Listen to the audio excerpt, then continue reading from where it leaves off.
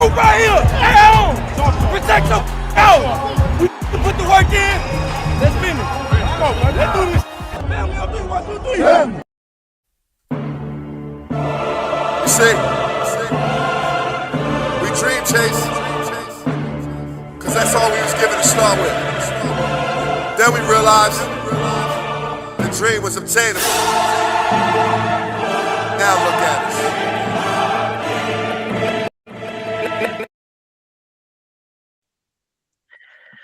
What's going on, Eagles Nation and TMTP family? Welcome to the Main Thing Podcast presents.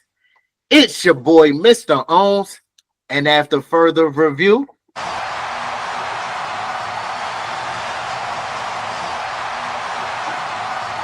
the call stands.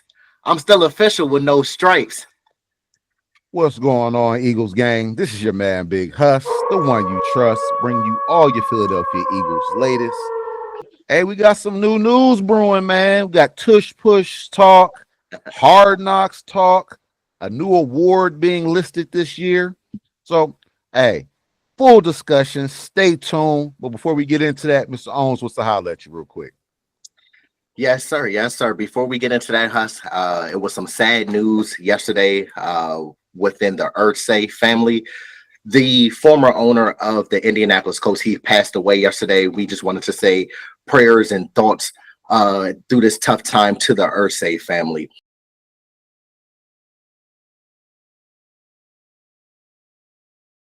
To our loyal supporters, welcome back to the channel. To our new supporters, welcome to our community and family, and to another episode of the Main Thing Podcast presents. Make sure that you all continue liking the videos, continue to flood those comment sections. Also, don't forget to share and subscribe to the content and the community. And last but not least, don't forget to turn on the notification bells so you don't miss when we, you already know, Huss, drop this pressure on y'all, all right? Yes, sir. Yes, sir. Stay locked in with us, man. Always talking Eagles chop. Mm-hmm. All right, but let's get started. Let's get into The it. Tush Push is back.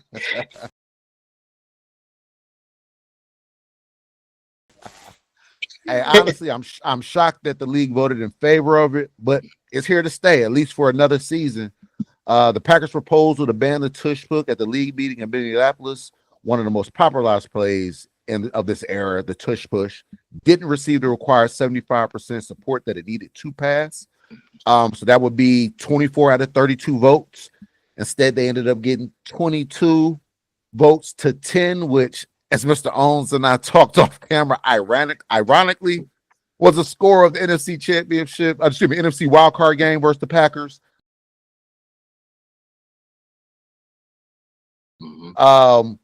So look, it's here to stay, and honestly, it should be. You can't penalize a team for doing something great just because other teams can't emulate it and we can't.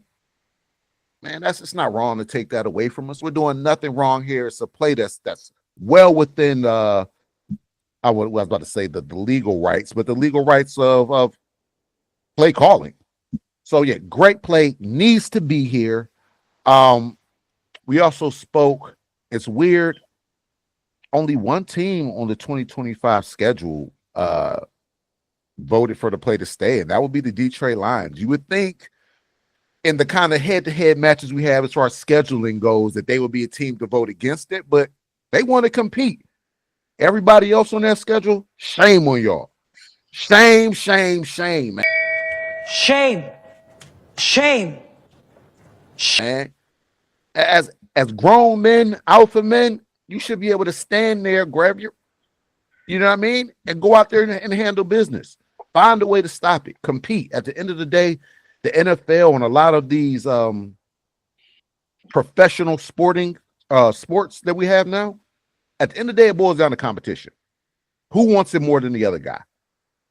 And this kind of showed me what the league's about, man. Not a lot of players who are willing to compete, not a lot of organizations who are truly willing to compete. So I kind of tip my hat to the Lions in that regard, even though, I don't fool with them. They got a little respect for me on that front there. For sure, bro. For sure. In regards to this tush push, because there's been a lot of finger pointing, it's been a lot of blame game. You see, I'm saying, oh no, they said that they wanted to ban the tush push. No, they said they wanted to ban the tush push. It's been reports that Roger Goodell, the NFL commissioner, he was in support of the ban of the tush push. Now that the ruling is what it is, Roger Goodell is coming out saying, no, I wasn't in favor of banning the tush push. I just wanted to have an open, healthy conversation in regards to the tush push and the playoff seeding. Then it's another report that says that the NFL tried to force a team because they didn't want to go through the procedures as they should. They wanted another team to take on that onus and submit the proposal for banning the tush push, and that team being the Green Bay Packers. Now, the Green Bay Packers could have declined it. They could have said, no, we like to compete, to your point. But again, the Green Bay Packers haven't really been much since Brett Favre, Aaron Rodgers days. Early 2000s. They haven't been much. They haven't really competed. So, of course, they're going to be the ones that, oh, yeah, I'll accept the offer to get a proposal together to ban the tush push. And it's just mind-blowing to me because now, since the vote, again, like I said, has come to fruition that it's not going to be banned, nobody wants to take the onus on, I was the one who wanted the tush push banned. But with me saying that is, it's 20, and what Big Huss said, it's 22 other teams that voted to ban it.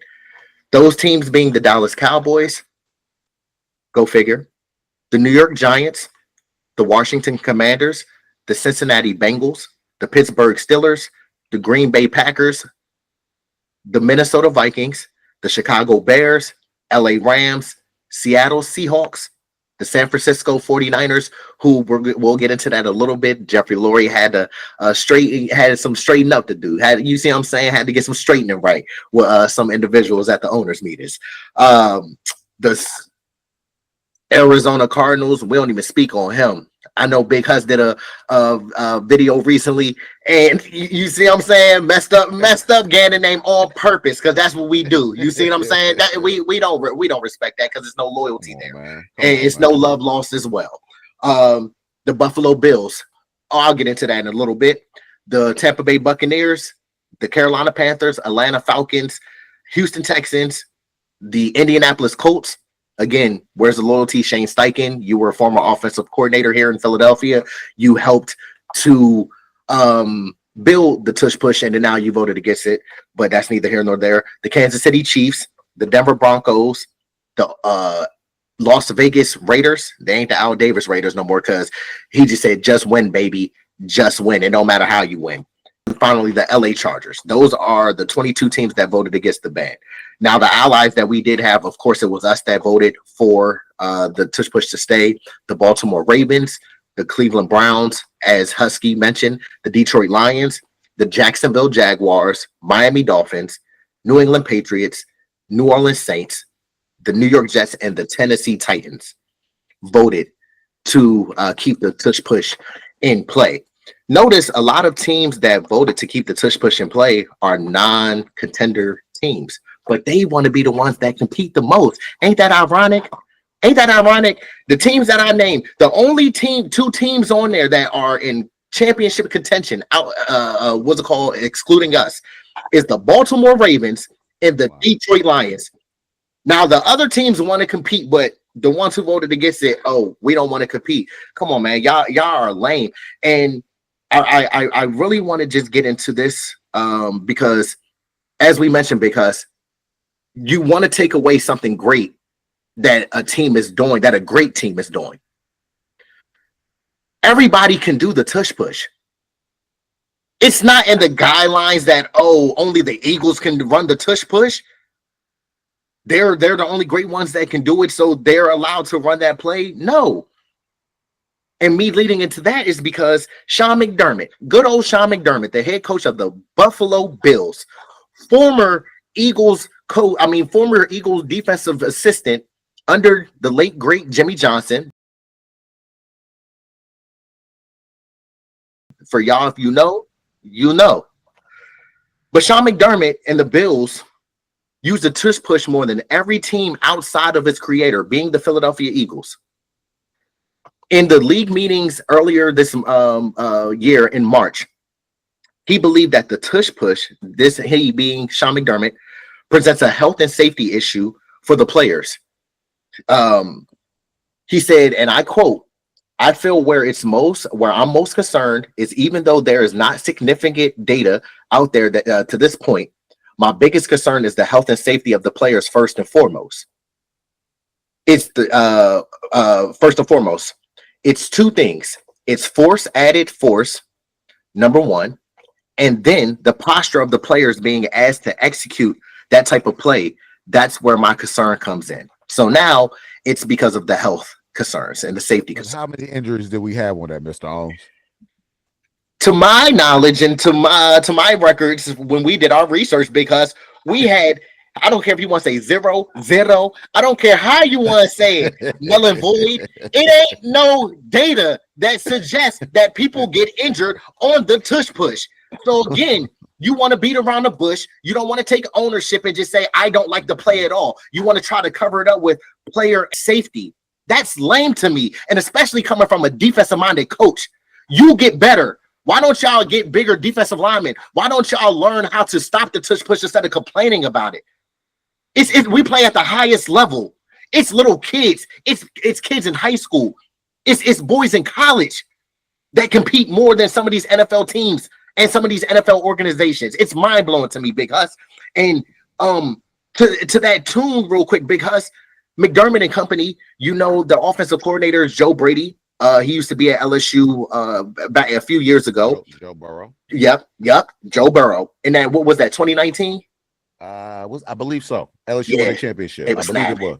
Yeah, they were going off. I don't want to get on topic, but they was snapping. That team was like that. Is he like that? They was like that. Like that. But hey, look, we gonna get back on topic, big bro. Look, so like I said, McDermott and company use the tush push on a normal basis in short yardage, being third and fourth down short situations, right?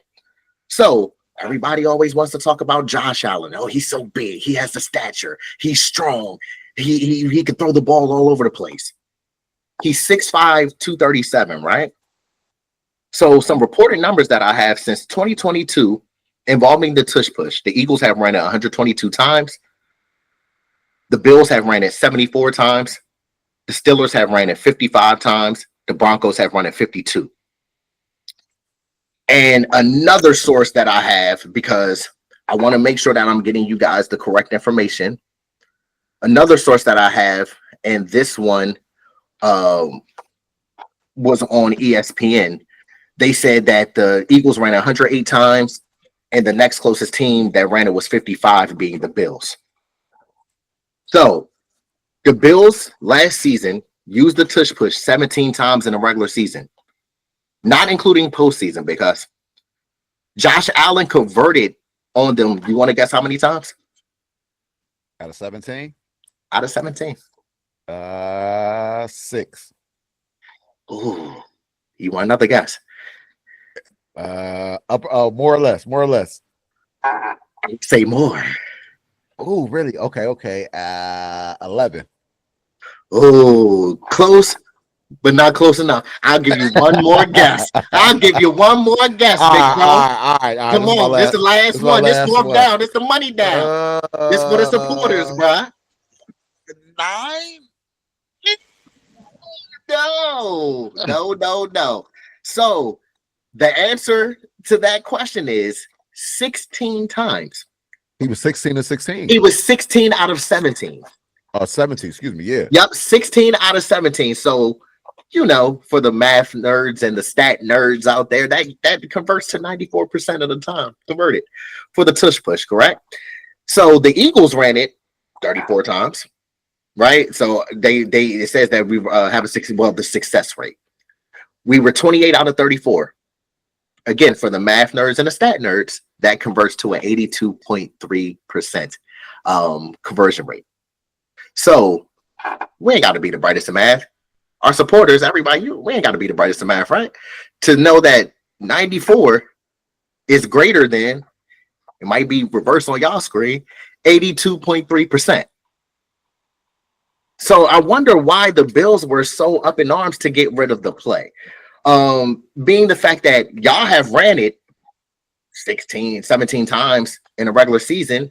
And then on top of that, with all the stats that I just read off to you, look, because when it mattered the most, they were ineffective, right, in the playoffs. So when this play comes to mind, they played against the Kansas City Chiefs in the AFC Championship game, if my memory serves me correct. For all of the stats and analytics, and we want to ban it, the play doesn't look aesthetically pleasing and everything like that, right? Everybody wants to complain.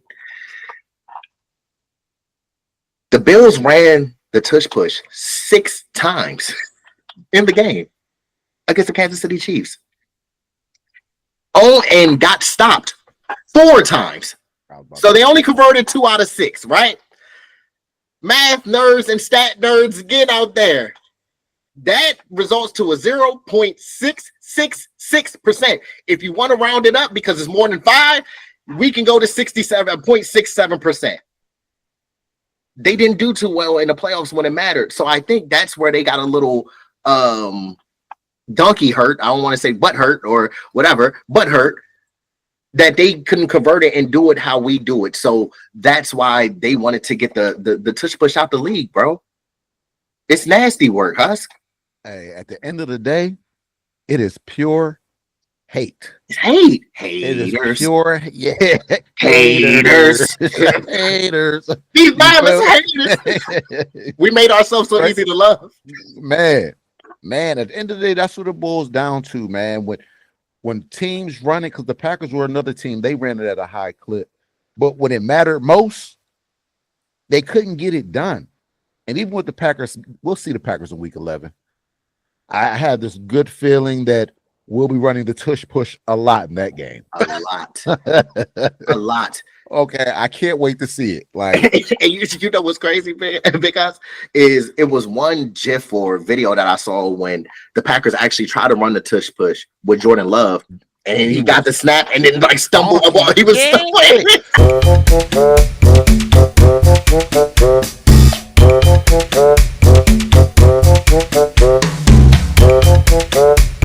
What are you doing, Goofy? Like, for real. Like, what Nick say? Get up! Crazy. Like, it is crazy. So I can't wait for that game, man. And it's, and I don't even know if you saw this. In response to us, it not being banned, the Eagles then dropped the 26-minute video of just nonstop tush push. It was just 26 minutes of the Eagles doing the tush push. I was like, ignorance, straight trolling, bro. Love it.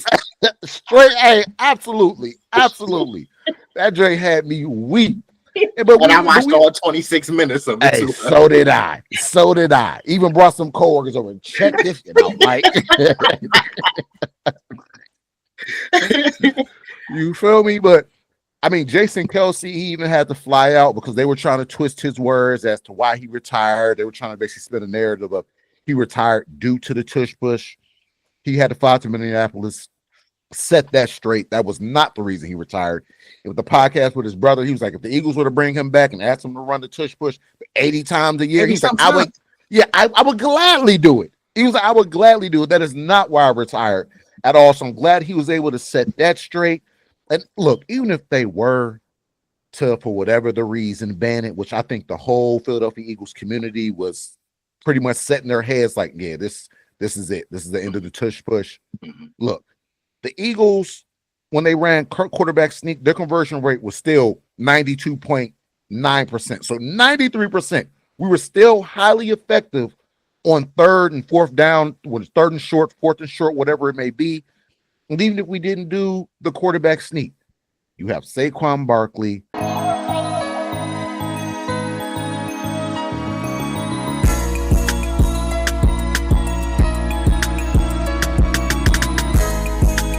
You have 250-pound A.J. Dillon. Okay, those are still going to be used to the max. We also are bringing back the fullback position. So there were already plans set in place if it wasn't to go our way. So I honestly, there was no concern on my end of like if the tush push gets banned, the Eagles are done. Our success was not set on the tush push. We're successful because we have a thorough roster, thorough coaching staff, thorough organization. We know how to win. We've been doing this for years now. This isn't anything, you know what I'm saying? We ain't new to this. We true to this. We ain't have to grow to, you know what I'm saying?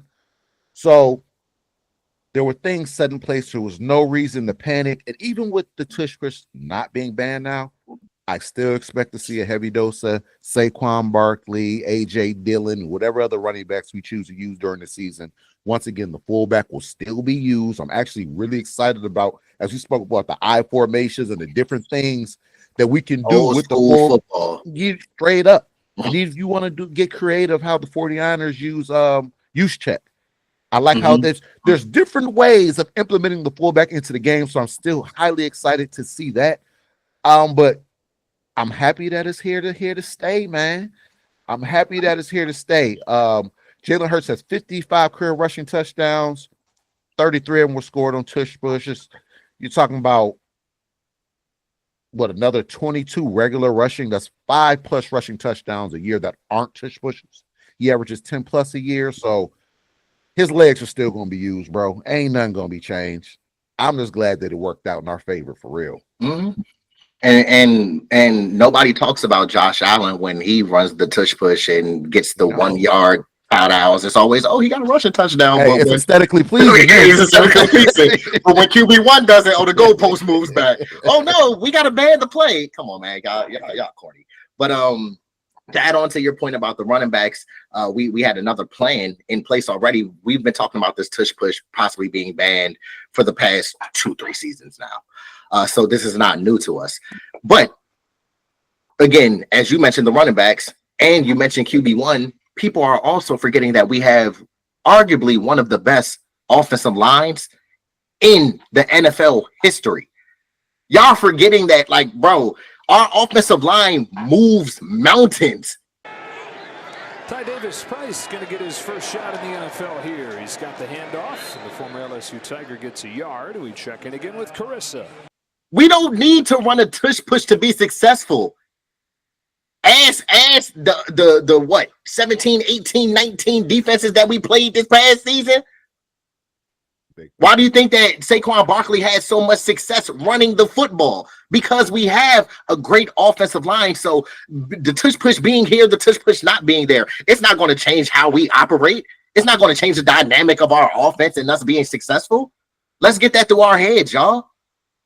Like, I don't understand, but to finish up on the tush push real quick, because you know how much we love Jeffrey Lurie. Shout out to Mr. Lurie, the greatest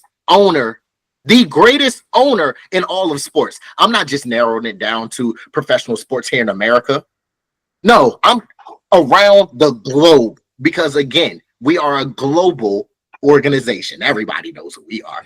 Everybody loves us. We, just like we talked off camera, Big Huss, who make the world go round? Who make the money for the NFL? It's the Eagles right now. It's us, right? It's us, right? We make the world go round, right? So again, Mr. Lurie is the greatest owner. I'm so proud that he is our owner. But as you mentioned, Jason Kelcey being in Minnesota for the owner meetings, obviously we know that our owner, Jeffrey Lurie, was there as well. And he highlighted the effectiveness of the tush push and also how the Eagles simply just mastered the play. Everybody has the same tools. Everybody has the same opportunity to call the play. Everybody has the same opportunity to practice the play. We just mastered it, and everybody else can't master it. So that's kind of where the issue lies, right? So during his speech, he talked about an hour or so. He was very emotional and passionate, and he really fought to keep the tush push in play. But I know that he had we talked about it off camera because he had a little back and forth with Jed York, who is the 49ers owner. I'll be mad too if I was Jed York, because the guy who's talking about the tush push, his team beat my team to go to one of the Super Bowls. His team has had more success over. If you want to go 10 years, 20 years, you pick. I'll let you choose. We can do whatever we want to do. But I'll be mad too. But they had a little back and forth, and when Jeffrey Lurie was going to wrap up talking about the tush push, and this is why we love our owner. He always had cojones. Our organization always had big cojones. But this right here, this is new level. All right. What was that, ASAP? I'm on a new level. I'm on a new level. But Jeffrey Lurie, right? Follow along with us now, y'all. Jeffrey Lurie said, he was going to leave. He said he was going to leave winners. I'm sorry. Let me start over. Jeffrey Lurie said that they were going to leave as winners no matter how the voting turned out. He said, regardless of the day's result, he and his franchise will walk out as winners with Super Bowl rings to show for it. Come on now. Palaro. Multiple things. Dose. You feel me? We got two of them things. And what we talking about is 7 years, bro? Who else is doing this? There ain't no other teams that could really talk greasy like that.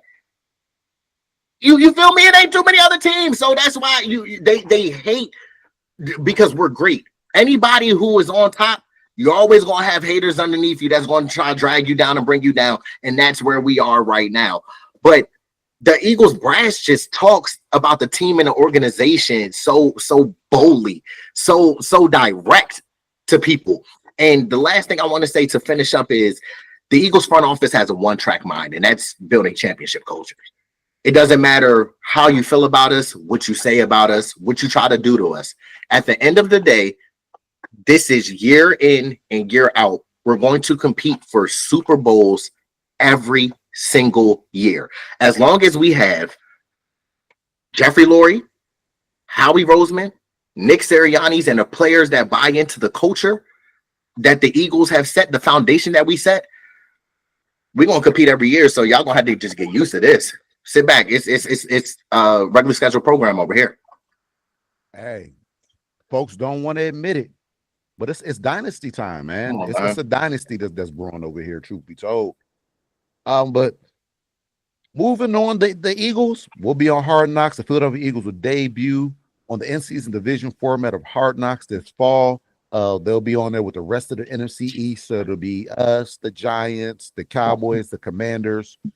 On Hard Knocks, this series will kick off in December and be available to stream on HBO Max. That's a real month.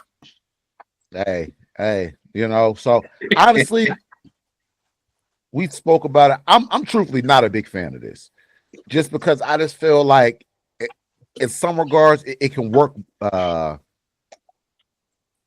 to be not in your favor, i.e. the Giants catching the back moments of what happened with the Saquon Barkley trade and how that made their front office look and everything else. It can shine a bad light on your team, and it also allows for drama to somewhat brew within the locker room because the cameras are getting all the behind the scene action.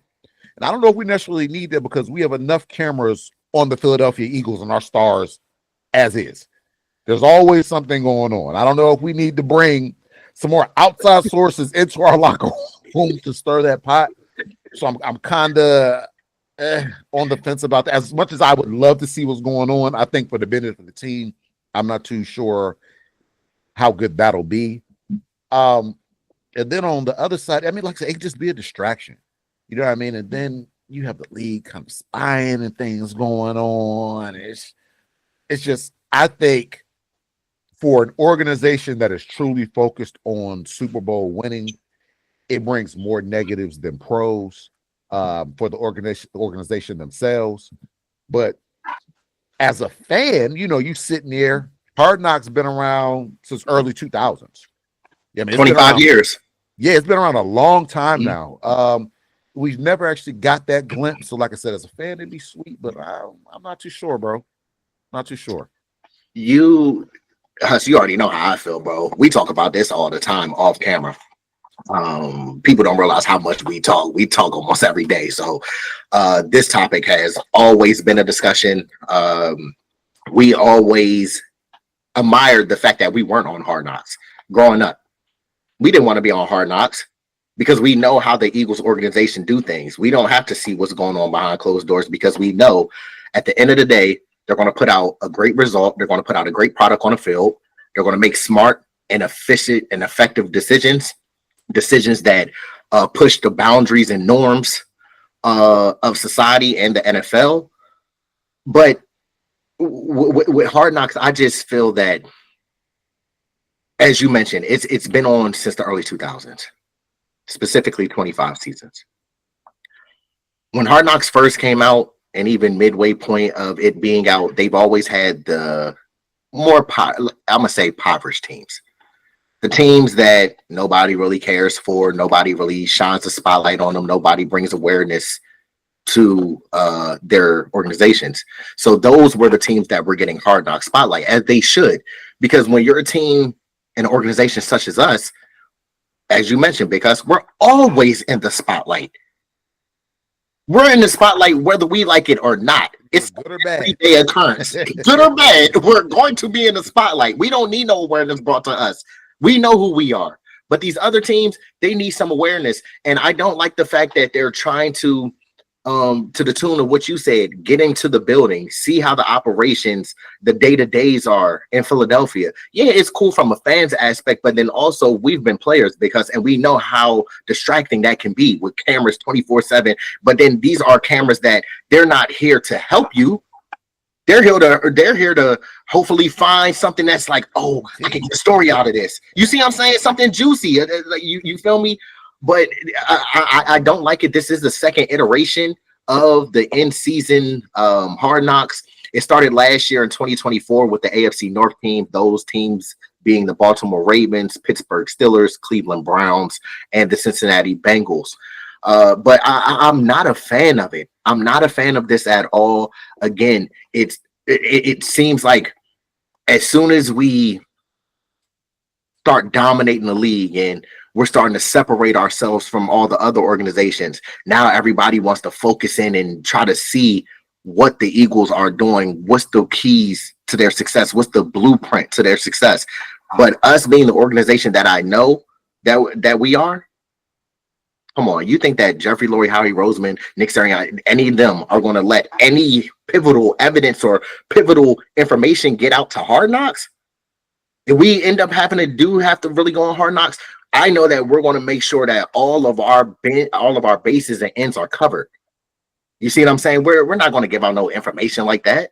And that's something that I'm low-key curious about. Does the Philadelphia organization kind of have last say on like release rights as far as what they want to be, what they allow to be put out there?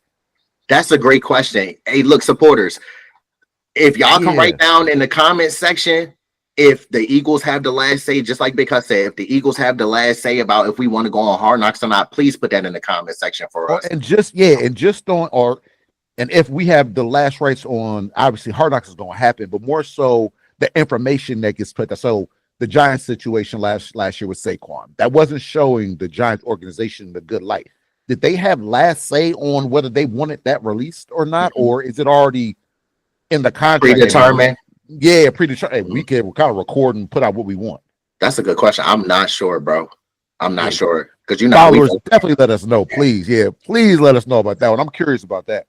Yeah, that was actually a great question, Huss. That's actually a great question. I don't know. Right?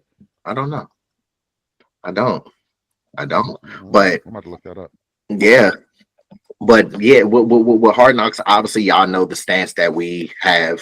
We're not major fans of it. I know that in 2019, Amazon had a series called All or Nothing, where they detailed the end season of the 2019 Philadelphia Eagles. That's obviously being the year that we made it to the divisional round against the New Orleans Saints and losing that game close. But yeah, I just like the fact that the Eagles, we're a team that can handle the spotlight, but I really like when too many eyes are not focused on us. We're just handling business and taking care of everything day by day. But as we've been mentioning in the video, because and this is my last thought before I wrap it up. We talked about this off camera. So for y'all, this is here go a little fun fact for y'all. So the NFL games ranked as 90 of the top 100 telecasts during the 2024 season, being led, drum roll please, by y'all Super Bowl champion Philadelphia Eagles. Again, we had talked about this topic back when we were covering the Super Bowl here on the channel. We set a record. Well, we helped set a record with the average amount of views here in the United States, that being 127.7 million people tuned in to that BTA session that we had on the Chiefs in New Orleans. Get over here. Where you thought you was going? Huh? Come here. Yeah. So we're helping breaking records, but that obviously doesn't count global views around the world. And Super Bowl 59 had become the most watched program in American history, in major part to us and y'all's Super Bowl champion Philadelphia Eagles. Straight up. And that's the reason why they are one of the reasons they want us on there as well. As you just mentioned, it's the following. Folks are going to tune in to watch the Eagles, whether they want to see us win or they want to see us lose. They still going to watch. So, like, our following is real right now. That's part of the reason. But lastly, before we get up out of here, a new award, man. The NFL is implementing a new annual player award, Protector of the Year, given to the league's best offensive lineman per Jeremy Fowler. The NFL VP, Troy Vincent.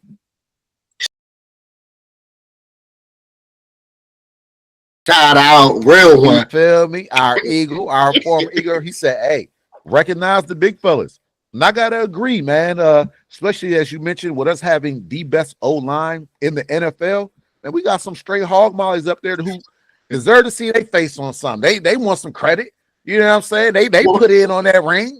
Will Martin say, because this face belongs on this TV.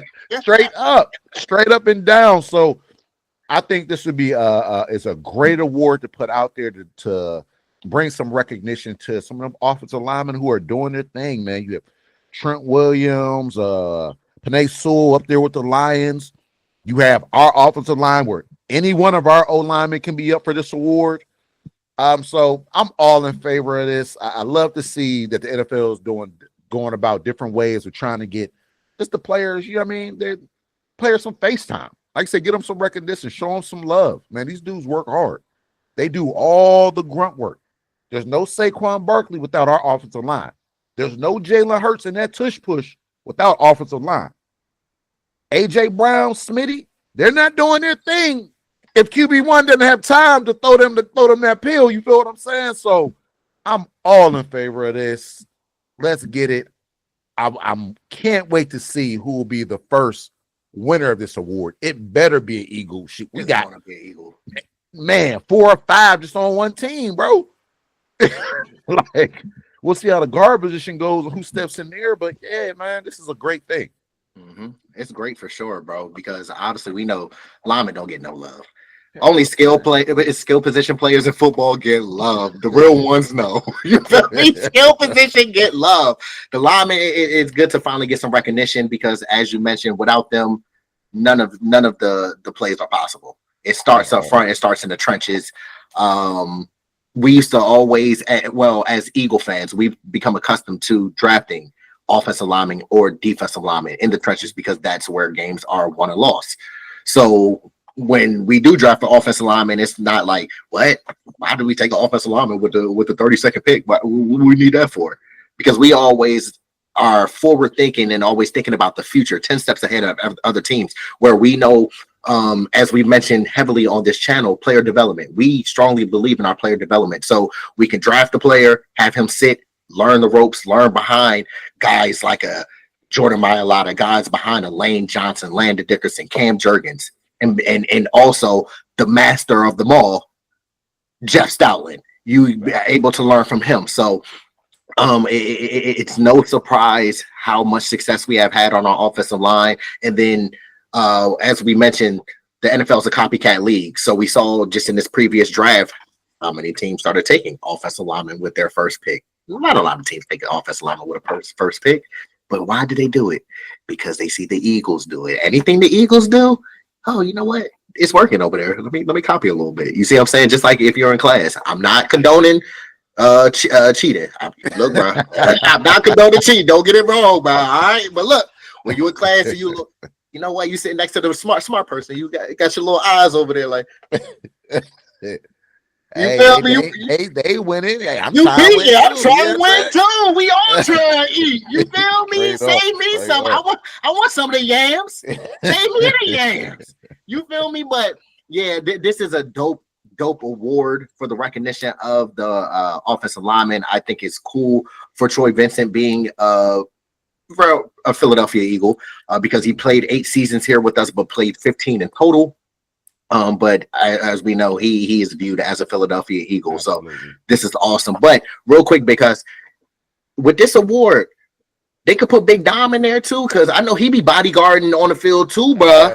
He be bodyguarding too, bro. You feel me? So it's only right if you put Big Dom. Shout out to Big Dom too. You feel me? Been here back in the day. You feel me? You got to put Big Dom in there because he definitely be holding it down. You feel me? For Sirianni. For real. Enough rambling. You see what I'm saying? I can go on and on. Me and Big Hus can go on and on about these topics all day, every day.